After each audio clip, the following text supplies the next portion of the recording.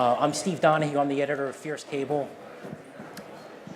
I've been writing about the cable industry for about 15 years, and the last couple of years I've been writing a lot about mobile video and TV everywhere, and I'm thrilled to have the panel that Tracy has recruited here today. So let me introduce our speakers.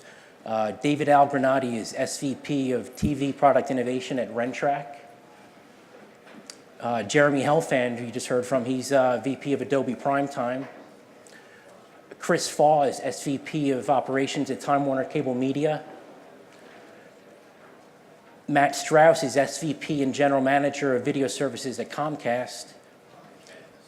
Sherry Brennan is SVP of Sales, Strategy, and Development at Fox Networks. And Mark Garner is SVP of Business Development, Analytics, and Distribution Marketing at A&E Networks. So I'd like to start by thanking Chase Carey for giving us a good topic to start off on. Chase spoke at a UBS conference yesterday, and he talked about rising programming costs and how TV Everywhere could help programmers drive collect increased license fees and also add more value for the consumer. He said, quote, "TV Everywhere is on the right path, but it has been poorly executed. We have to be part of the solution." So I wanted to open that up to the panel. How can TV Everywhere be part of the solution and drive increased value to the subscription bundle? Well, I'll start since it's my boss who said that. And this is one of the ways that Sherry is increasing the value of the bundle with some Fox TV Everywhere apps. That was me personally too, just so you know. Okay. No, but first of all, if you go back to that slide, I just have to point out a couple things. Mm-hmm. It's 21st Century Fox, not 20th. Just so everyone knows, we changed our name. Okay. So Thanks. Either that quote was a year ago, or the company name is wrong. Typo. But I think this is a really great way to start, because what we've thought at Fox for a long time, what I thought when I was at Cablevision and before, is that the pay TV proposition, the economic proposition, is still a fabulous value. And I'm pretty sure those stats that Chase quoted were put together by John Choi, who's here somewhere, who works in my team.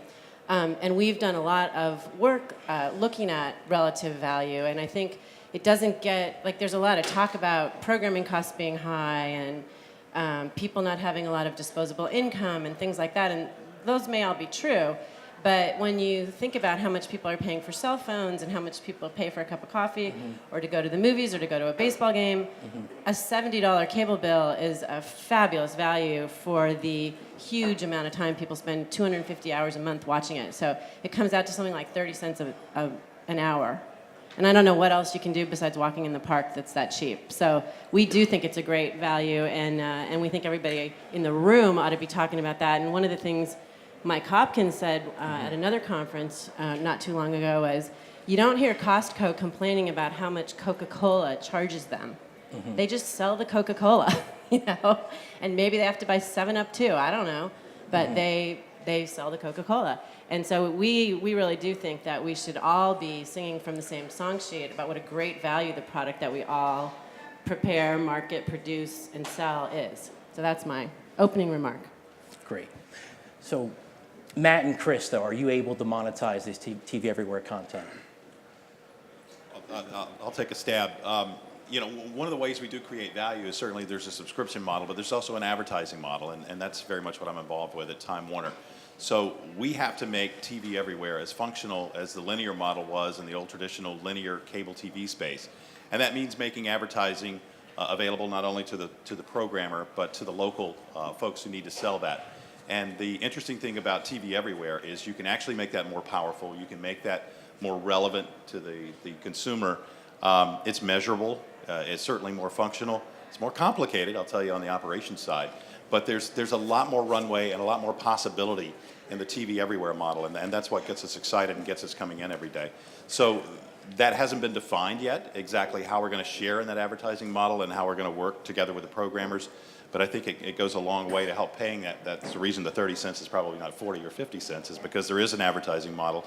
And there's an understanding from the consumer that, nothing is free. And if I can, sit through a couple of relevant messages and still get my program, that's even better value. TV Everywhere is actually, if you kind of take a step back, it's part of a much broader strategy. It's one facet of our strategy, which is very simply, as Jeremy said, give our customers what they want when they want it. And you can almost trace it back, to the earlier days of on-demand. It's very similar when we launched on-demand 10 years ago. Mm-hmm. It was giving customers the ability to access the content they paid for, but it was primarily about adding value. At the time, the industry was very focused on pay-per-view and transactional movies. We looked at on-demand as an opportunity to add more value to the bundle and give customers the ability to watch what they want when they want it. If you look at TV Everywhere, it's really just a component of that same strategy, which is now extending the content experience, not just on the TV, but effectively untethering it and letting customers access it where they want when they want it. And that was part of the principles when we developed TV Everywhere several years ago. But for anything to be successful, you always want to start with the customer, but it also has to work for every party involved. There's rights, there's monetization that has to happen, there's measurement that has to happen, there's awareness. So all these pieces need to be put in place to have kind of an effective execution of this. And I think that you're starting to see those pieces come together. You're starting to see some of those hurdles where you have critical mass of programming that's now available. You have critical mass of devices that are accessing it, and you're starting to see some of those pieces come into place. So Comcast struck a unique deal with Disney last year. It's a multi-platform carriage deal, and Fox. And Fox. That's right, and Fox. So I have the Watch ABC app up on the screen, so this deal that Comcast struck allows it to offer live linear programming from Fox O&Os on iPads and other mobile devices, and you're able to deliver targeted advertising. Other broadcasters are pursuing other options. CBS is working with Dial. The carriage deals they've done don't offer those types of targeted advertising, or they're not working with operators the way that ABC is. Is this the model that broadcasters should be pursuing in terms of authentication and working with operators like Time Warner and Comcast? I just think, I think the broadcasters all have slightly different strategies with this, but I think everyone's intention is to make their content available this way. So when you talk about Dial, for example, Fox is one of the owners of Dial, NBC is involved with Dial, so that's not, those aren't mutually exclusive, right? This kind of an arrangement, I think CBS's strategy is a little different because they don't have the same cable network portfolio. ABC puts a lot of eggs in the ESPN basket, obviously, so monetization may be sort of spread a little bit differently than when you look at like a CBS, where they probably are monetizing platform by platform, I think. So I think it's just different ways to get to the same solution, and I do think over time it will converge to a less confusing consumer proposition, because I think it has to. Great. There doesn't seem to be a lot of consistency, though, in terms of the approach that each broadcaster network is taking. Is that something that the industry needs? Jeremy, do you have any thoughts on that in terms of should cable programmers and broadcasters have similar interfaces, similar approaches to TV Everywhere? Yeah, man. I think the expectation from the consumer perspective is that it's gonna work like TV. You go to a store, you buy a TV, you go home, you plug it in, and all your content's there. As a consumer today, you have to be concerned whether or not the content you want is supported on an iOS device versus an Android device, smartphone versus tablet. Can I get it on my Xbox? And I think ultimately, I think it goes back to the value discussion earlier, that the experience needs to be consistent for the consumer to really take advantage of it. Because I know my 13-year-old daughter, she gets frustrated when she has a hard time finding the content she wants when she knows it's available somewhere. And so I do think there's an expectation from the consumer that discovery becomes easier, that, the easier you make it, as I was saying earlier, easier you make it for the consumer to get access to the content, and it's consistently there, the more they're going to consume. And that's the great opportunity for what we're talking about is, we're talking about total media consumption growing. And so there, not only is there a great consumer opportunity here, but there's a great business opportunity because the rising tide is affecting all the boats. And so that's the opportunity here. And there might also be some rights that are unexploited today. So I think MVPDs are gathering rights. And if you have to, Matt, you could probably speak better than me to this, but if you don't have a critical mass of rights as a pay TV operator, you're not going to launch maybe they've got CBS, they're not going to launch only CBS. So I do think it's taking too long. Of course, I would agree with that, but I do think it's a sort of iterative, and over time, I think the models will converge. Mark? Yeah, I'd also like to comment. I think the consumers want a consistent experience, but I think that those of us in the ecosystem want a consistent experience also. I have to tell you, it amazes me that I can go from, or anybody can go from one discussion between parties to another discussion between parties and find such vast differences in the approach to technology and the approach to monetization and the approach to the presentation of content. And, the question becomes, well, why can't we get our act together? We've got these entities like Cable Labs for technology. We've got these entities like CTAM for marketing. We've got these discussions in these forums like the ones we're having today. And for some reason, we can't get our act together to talk about, how come we can't monetize the most basic, assets in an on-demand or broadband on-demand environment where it's been happening in the digital environment for years, but only one or two distributors have the ability to do it. That just blows my mind. Yet there's an absolute demand for this content in every negotiation to be presented in such a way, but there's no consideration given to, the things that we all say are important: monetization, presentation, the network effect. So, a little contrarian here. So Mark, I think you said two things that were very important. One is the monetization model, because somebody's got to pay for all this, and the second thing was the ecosystem, the sort of the back room. How do you bring it all together? And I think some of that is starting to happen, because what we're seeing at Time Warner as we're putting these disparate platforms and devices together, they're starting to look more alike. So and more alike than they are different, and the way they used to be. So whether it's an ESPN Watch app that we're serving, or whether it's our own TV Everywhere application that we're serving, and whether we're working with a network partner or doing it all with our own content, we're starting to see some similarities in terms of reporting, or how we get the actual advertising out there, how we split the avails, how we talk to each other, how we go to market with that, how we put it together.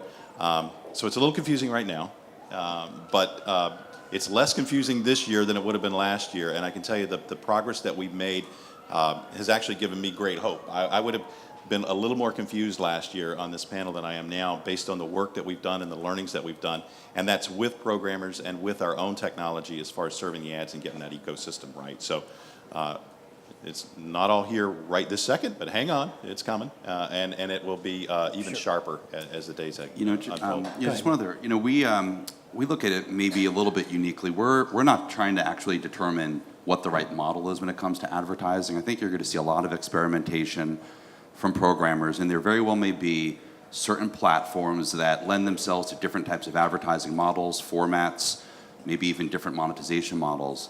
We just want to provide the tools. So we want to allow, if the customer wants it to be, if the customer, to us being the programmer in some respects, wants to use C3, we want to make sure we support Nielsen. If the customer, the programmers want to use dynamic ad insertion, we want to have dynamic ad insertion deployed across all of our platforms. If they want it to be addressable or interactive, we want to have those capabilities. So we've been very focused on creating the tools to allow the programmers to determine what's the best way to monetize their content and to ensure that the ecosystem grows.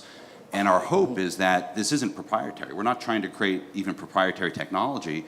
It's really to try to create some best practices that we can then use to standardize some of these models. And ultimately, the industry will level set on what are the right tactics and the right integration. But I think you're seeing a lot of experimentation, which to me is good, because ultimately it will get us to the result of where ultimately the industry wants to get to. So speaking of experimentation, we've seen, I don't know if anyone familiar with Panthera Partners. So Michael Wilner, the former CEO of Insight, founded Panthera, and they're working with companies like Comcast, I believe, to offer download-to-go content. And I'm hearing a lot about expanded basic networks looking to offer subscribers the ability to download content and have advertising downloaded to those devices as well. So I just wanted to get your take on this approach. Well, I'll tell you, we think it's the right approach. Any place that consumers can get our content, we want to be able to monetize those eyeballs. I think we're doing a great job in terms of working with our distribution partners to figure out how to get it to them. You know, some of the things I mentioned earlier aside, but this is a fantastic feature. I mean, I think this is one of the game changers in terms of TV everywhere, is being able to take this content truly anywhere you want and not have to worry about a connection. And at the same time, being able to serve them relevant messages and monetize that. This is a big win for everybody if we can make it work. How soon do you think we'll see programming from A&E networks available for download to go? That's a great question. Yeah. You know, sooner rather than later, I'll tell you that. I think, you know, we're working with some of our partners on that. We're working on this complexity around the ads, and we believe it's a great feature. We believe it's a forward way to look at things, and we're ready to go there, and we've made that commitment with some of our partners, and now we're working together to make it happen. Yeah, we, you know, there's kind of three waves. You know, the first wave was on demand, just offering the ability to access the on-demand content across platforms. And that's probably where we focused most of our efforts for the first few years. Download is a feature we now have. We have about 4,000 to 5,000 assets that we offer on a download basis, temporary download basis. And as Mark said, it really is a killer feature. It's not a feature that you would use every day, but it's a feature that really delights you when you need to use it, like you're going on a plane or you're somewhere that doesn't have a very strong connection. So it's a very important component to the experience. And the customers who use it love it. But the third wave is going to be live. You know, so on demand, download, and live. And that's kind of the progression that we've been steering towards. And I think we're starting to see others move in that direction as well.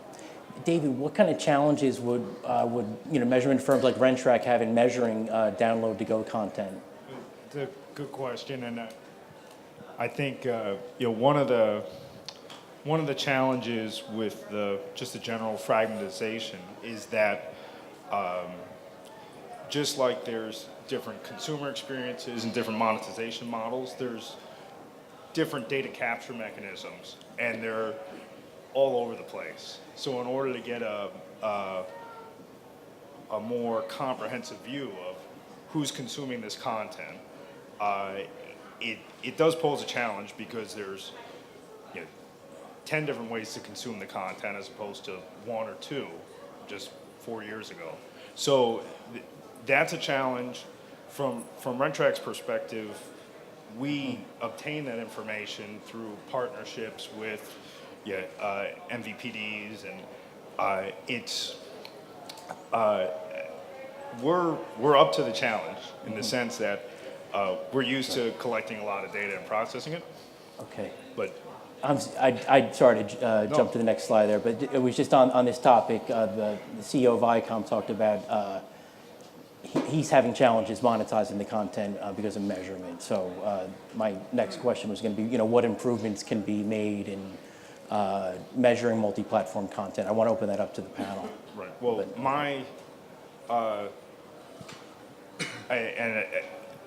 I think there's a understandable hesitancy from a content provider perspective to make content available everywhere. I want to make it available where they can best monetize it, and that's where the measurement, I think, comes into play. So that's ways to improve it are in part agreeing on metrics. So what are the metrics that we're going to judge by? So Matt had mentioned, if you're interested in C3, we can use Nielsen. If you're interested in addressable, we can do this. But that, I'm not sure that that's a sustainable model in terms of everyone choosing their own standard by which their buy is going to be judged.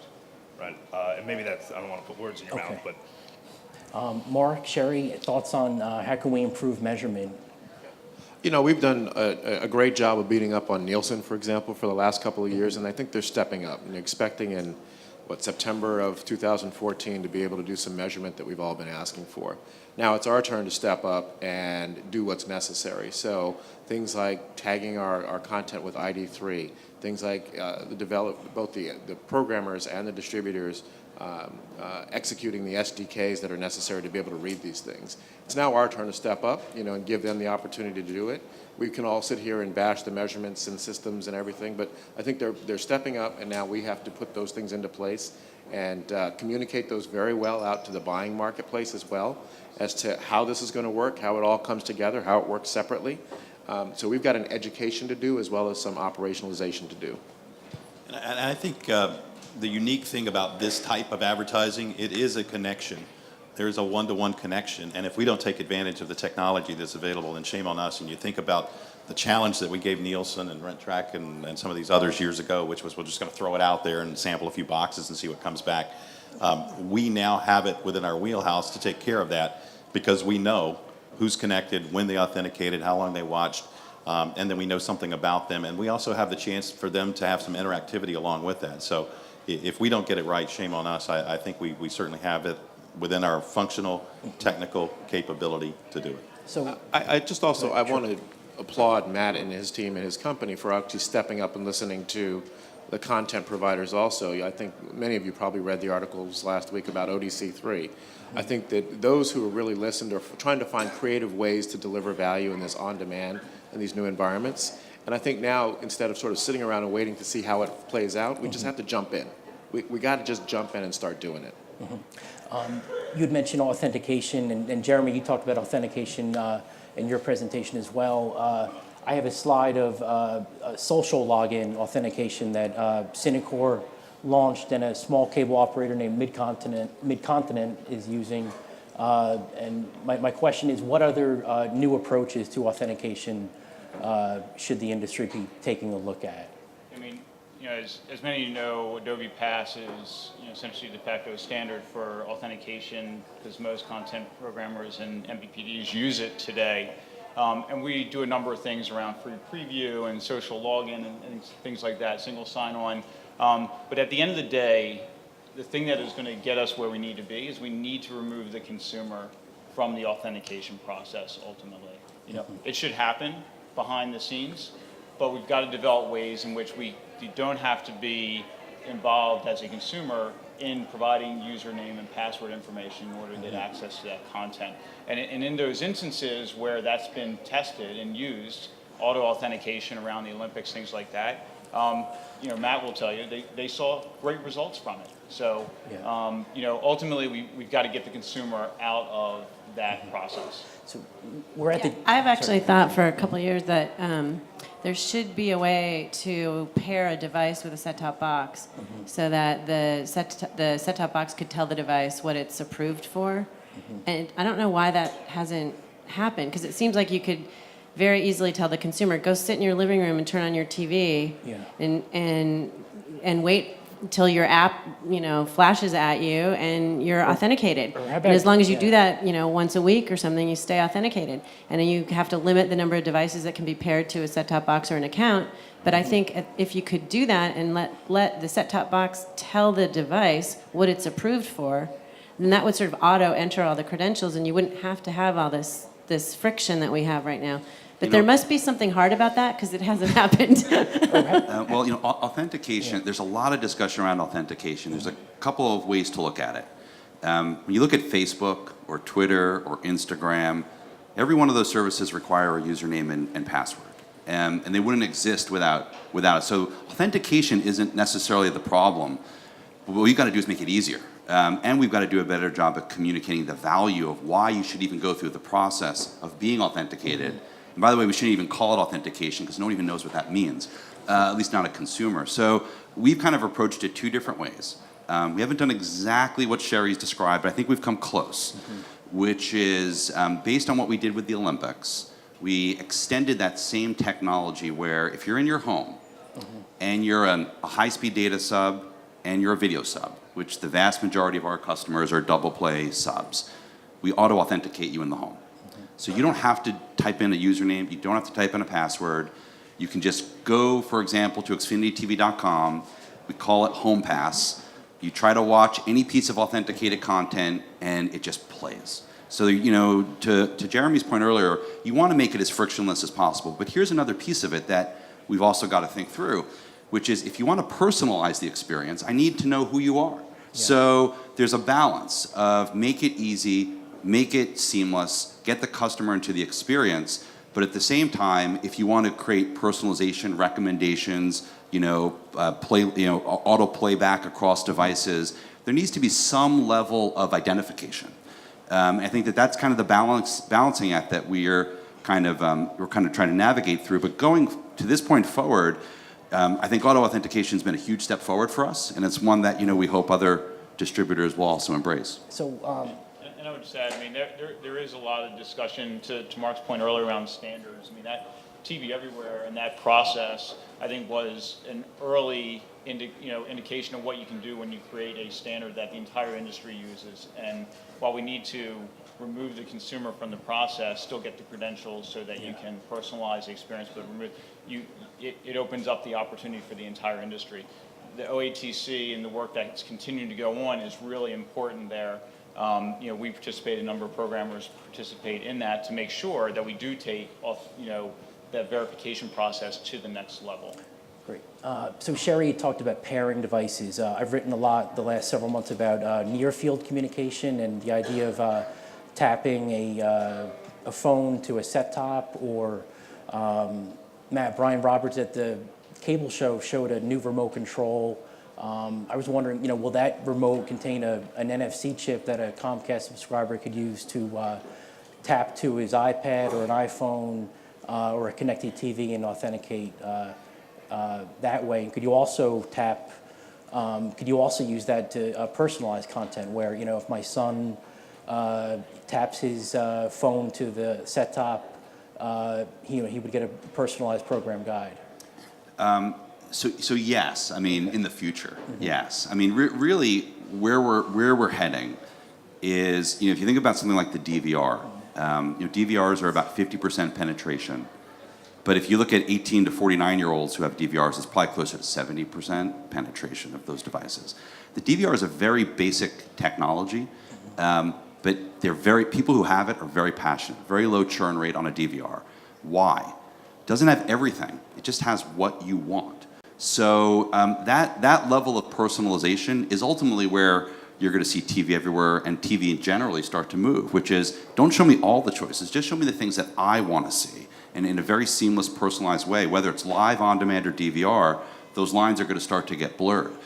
When you start to remove some of the friction out of the process, like auto authentication, you then start to move towards things like you're describing, which is, well, if you're in the living room and you have your phone and you have credentials on that phone, I should be able to know who you are in a way that I can start to personalize that experience, whether it's my 10-year-old or whether it's me. And that's kind of the next evolution of some of the development that we're currently looking at doing. Okay, great. Jeremy, do you look at that? Are there any, could you give us a look at any next generation approaches that Adobe might look at? Would it include NFC? How about biometric devices? Could I authenticate through a pacemaker eventually? What's interesting is when you think about where we are in the evolution of television, I mean, with Adobe Primetime, what we've been focused on, what we've heard in the industry is, I need to be able to reach my audience across devices so I can get scale. I need to be able to monetize those experiences, and then it is, how do I personalize and optimize that so I find the right balance between content and monetization. And that first element around reaching consumers across all devices is the one that the industry over the last, I would say, 12 months has really been focused on, is how do I just make sure I can get to my audiences, because that's been a real struggle. And what we see in the business is, for every time you stand up a new device, you have to find a way to get there. And so being able to standardize, to be able to deliver across all devices is really important. Just as, you plug in your television and it works. Same thing has to happen with devices. The stat I showed earlier around tablets didn't exist 3.5 years ago. 50% of all TV everywhere, more than 50% of all TV everywhere content is now consumed on a tablet. So being able to more easily get onto those devices is paramount in order to be able to deliver on the promise of TV everywhere. Okay, great. I write a lot about Glenn Britt, the CEO of Time Warner Cable. He's actually retiring in a couple weeks, but he talks a lot about the 4 Ns, delivering any content, anytime, any place, on any device.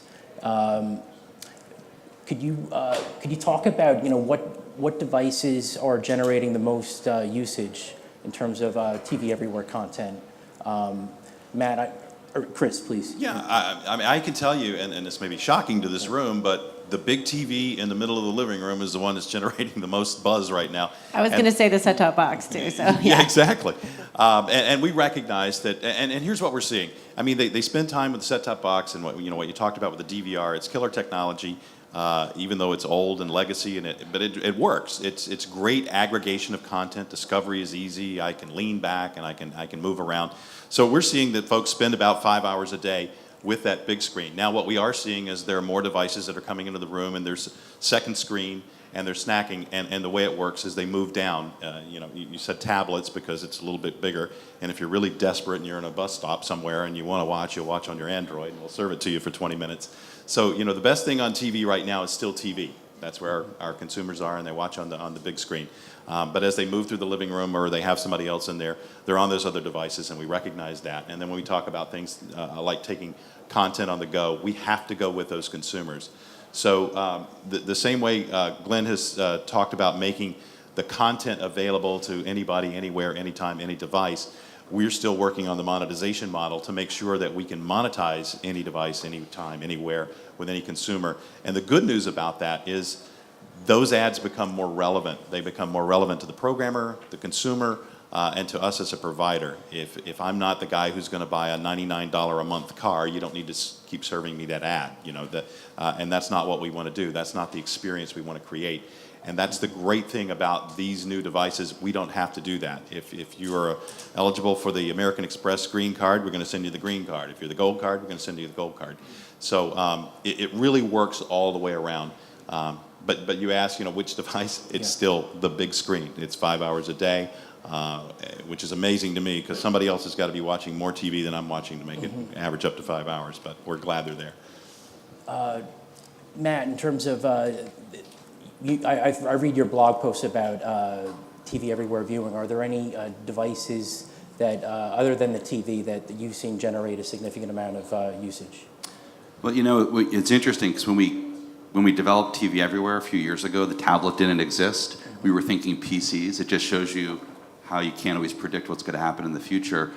There's no doubt tablets and smartphones have been a catalyst for TV Everywhere, and you're starting to see a lot of consumption shift to those devices. What's probably more interesting is the fact that where the consumption's happening, because TV Everywhere has a great value of allowing you to take it with you, which again is a very, very important customer value proposition. But the vast majority of the consumption is happening in the home.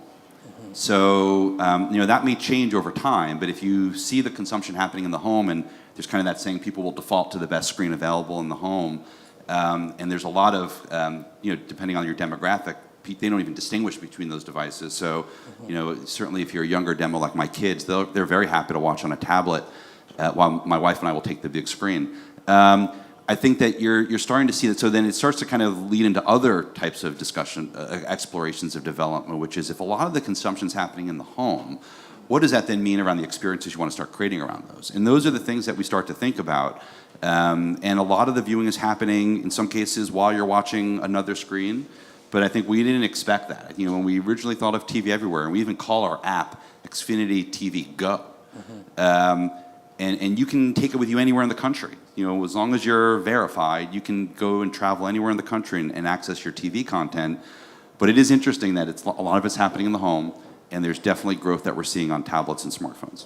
Don't you think that it'll be interesting to see how that changes as you get more rights for outside the home? Because right now you have vastly more content you can deliver in the home than outside the home. Yeah, there's no doubt. We don't have true parity. But if you look at our app, we've done a pretty good job. We've got about 20,000 assets that we offer on demand. And there's parity across a lot of big programmers. We've done deals with a lot of the big programmers, Disney, Fox, Turner, all the premium networks, NBC Universal. So I think we've made significant progress there. A&E, I'm sorry, A&E, of course. I just, They were first, right? You know what? You forgot them because they were first. The problem was I was trying to watch them on the plane. I couldn't download the content, so So I don't think Xfinity has TV content for download yet. Sherry, But yes, Sherry's point, as we just launched live TV a few weeks ago, where you can now stream 35 networks live. And there's no doubt that could change. That could change the paradigm with live TV and sports and news, where you start to see growing consumption happen out of the home more. okay, I was Sherry. going to say, I mean, that is what's interesting about, it's not, the type of content that is being consumed is changing quickly too. I mean, working with Xfinity, Turner, you see, more, you're moving from on-demand content to also live linear content being available on those devices. And so I think that pattern of change is really interesting too, as more of those services are stood up. Sherry, we had talked last week about the opportunities to deliver advertising based on where a subscriber is located. I mean, could you tell me about your thoughts on that? Could you, I think you brought up the example of if someone is, a soccer mom is watching a Oh, I know phone. what I said. Yeah. So I was saying that to me, where a person is and the time of day is more important in terms of what ad you want to deliver to them than knowing if they have a dog or a cat or a 4-year-old or a 10-year-old. Because I think it's too hard to be right about those granular facts. But you can know that somebody's at a sporting field at 10 o'clock in the morning, which probably means they're watching their kid's game, which probably means they're going to have a bunch of hungry kids at noon, and so maybe you want to send them a pizza ad right then. That was the example I was using. Or that if you know someone's in New York and there's a snowstorm coming, it would be a good idea to send them an ad for snow tires or a shovel, as opposed to, or flights to Florida, as opposed to sending them, some ad for an above-ground swimming pool. Right? So that's kind of the thing I was saying, is that I think the granular targeting of advertising just is too hard to get right. And also, you don't know, if I don't have a dog today, I might be buying one tomorrow, or I might have to feed my sister-in-law's dog while she's on vacation.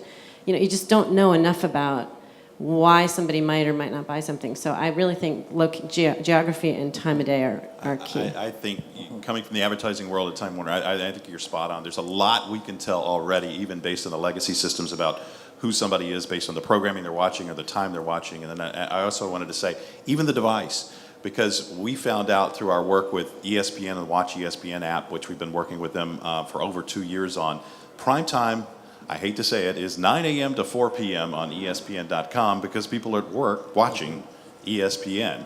And when they go home and they have access to their big TV, they fire it up and they watch live on the big TV.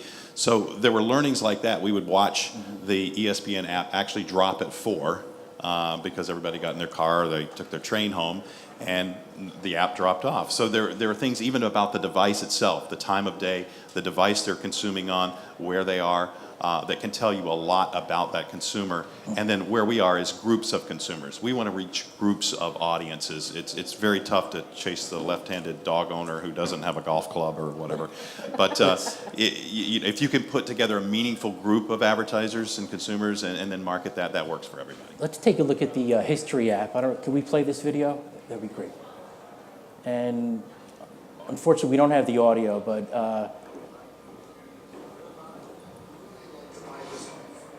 there we go. You'll find them all here. Get full episodes, bonus clips, and much more.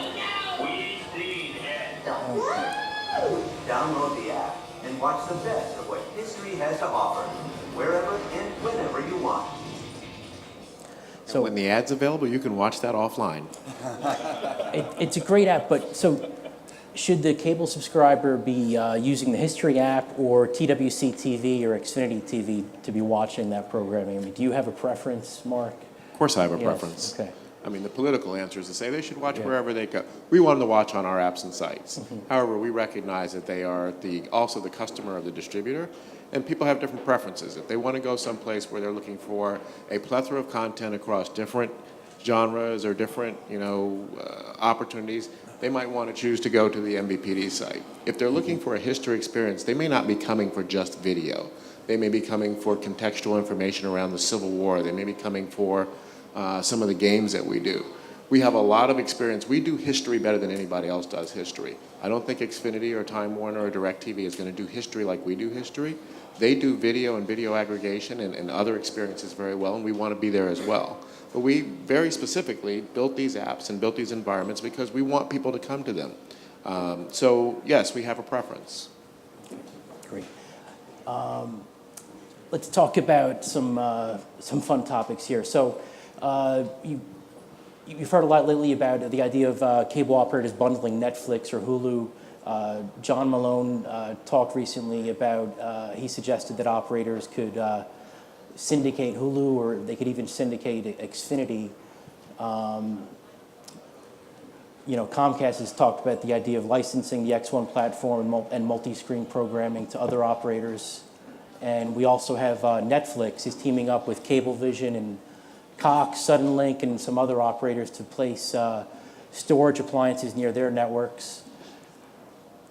And my question is, should cable operators be teaming up with Netflix or Hulu or even Xfinity to offer multi-screen programming to their subscribers?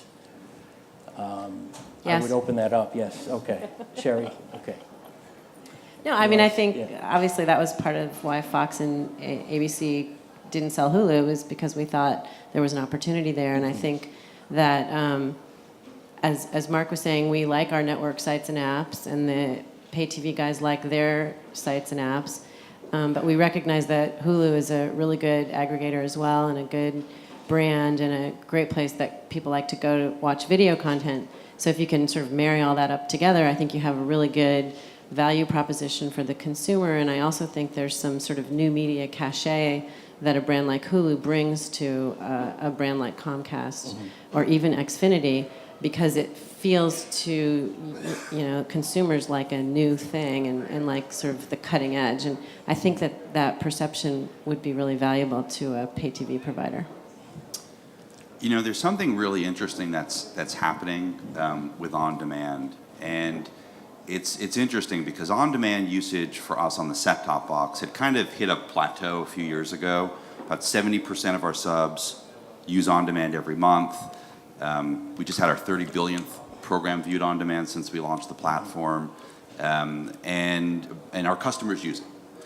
And about 2 years ago, we started to notice a trend that was happening. It was right after the Olympics, actually, where TV started to grow. And it's been growing ever since. We're almost hitting an inflationary period where we're seeing 30 to 40% growth in TV viewing on demand than what we saw in the prior year. And I think there's a couple of things that are happening. One is we've done a lot more at creating more consistency. So we now have almost all the top shows available on demand, and they're available with, customers know that they'll be there when they go to on demand, which I think was a challenge in the past. And they're there on a timely basis, and we've moved from just offering 4 to 5 episodes at a time to full season. That's so our real focus, and we've been nurturing this strategy now for a couple of years, has been to really hone in on TV, and primarily to look at TV viewing during the C3 window. And what we're finding, I'll just give you an example, and then I'm going to answer your question, but what we're finding, if you look at something like The Sound of Music, I don't know how many people here watch The Sound of Music. You don't have to admit it if you, but it was like the top-rated show for NBC. I think it was the top-rated show since ER finale 5 years ago. If you look at that usage in the ratings in Comcast households versus non-Comcast households, we did about the same. The live rating was about the same in our households versus non-Comcast households. What's interesting, though, is when you look at the L+3 ratings. When you look at the L+3 ratings, we were about 26% higher. Now, if you dig a little bit deeper and say, well, why is that? Well, I can tell you, Sound of Music was the #1 viewed asset on our entire on-demand platform for the weekend. It was more viewed than any other asset we had, and it was the highest viewed asset in the C3 window. It had the full C3 ads, probably of all time. And when you look at that usage and you correlate that to the lift, there was a lift. So our focus has been on how do we continue to really own the current season. And based on the growth and based on the fact that we've aggregated a very high-end, high-quality library for our customers, that's become more of a priority for us, is to really mine the 40,000 choices that we make available now just on the set-top box, and to continue to maximize the value around the current season. So if Comcast has all these relationships with programmers, you have 1,000 engineers or more, you have the X1 platform, you have the X2 platform. I mean, is that, can you take advantage of that and license that platform to other distributors? We are seeing really great results with X1, and X1 it's now available across our entire footprint. And as well as on-demand has been doing for us historically, with X1, where you now have a more immersive guide, it's just one of the attributes of the platform, where you've got recommendations. We've already seen probably a 25 to 26% lift in usage over our native guide. So when we look at that it's cloud-based and allows us to introduce new products like EST, which we just launched, we do think there's a value in, to Mark's point about how do you create consistency across the ecosystem. I do, what we're learning with X1 and the development in the cloud-based guide and infrastructure, we do think could have value with other pay TV operators that, that could help create more of that seamless experience, not just regionally, but nationally. Okay. One last question on that is, Comcast has talked about, the Olympics are coming up in a few months. Are you looking at using the Xfinity? Could that be your Olympics app instead of the NBC Olympics app that you've used previously? Is that your way to take Xfinity national, is through the Olympics? No. Okay. And when I say national, I mean our technology. Okay. The Olympics, Sochi, we had seen unbelievable usage. I think London was, I kind of considered it a watershed moment for TV everywhere, because all the data and all the research showed that this was almost the first time anyone was ever watching live TV on a tablet or mobile device. So when you look at Sochi, we're going to do everything we did for London with NBC and that we're going to do for Sochi, but there's definitely an appetite to raise the bar even higher.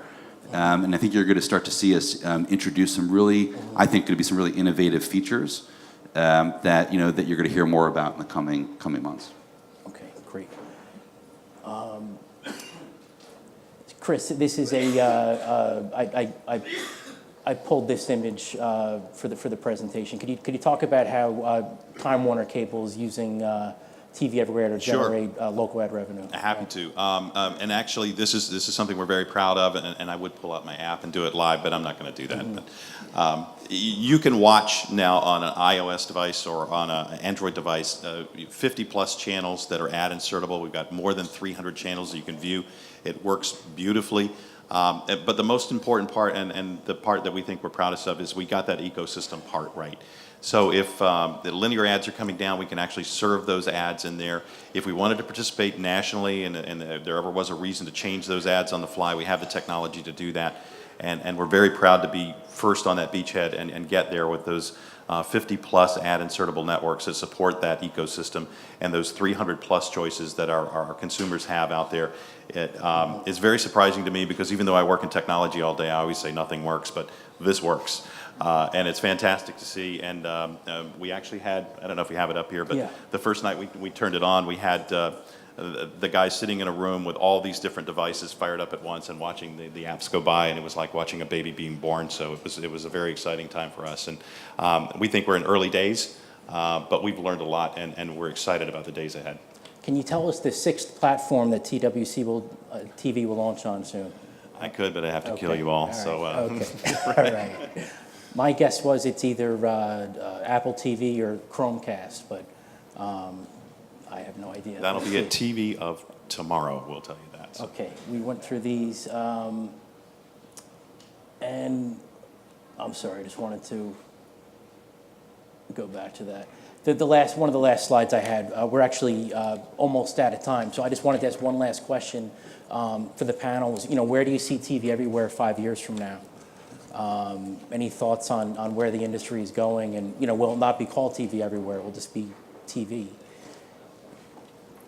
Well, it's getting better to getting everywhere. I'll tell you that. 5 years from now, I think you're going to see more ubiquity in terms of the experience across all the different platforms. There's going to be a sameness, which is a we're talking about consistency in terms of the content that's available on one device or one box, or be it linear or on demand. And I think there's also going to be a sort of a sea change in terms of the way people discover the content.